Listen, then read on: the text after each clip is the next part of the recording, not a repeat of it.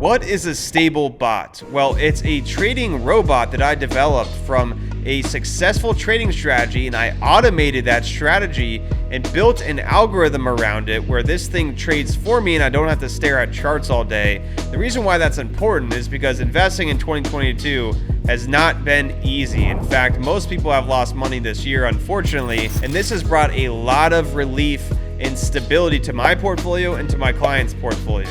If you want to learn more about how you can license trading software directly from us, I've run hedge funds, I worked for the largest bank inside the United States in asset management. I've been in the investment world for 10 years now, and I understand that this year has not been easy. It's a huge relief when you get something that actually can consistently perform.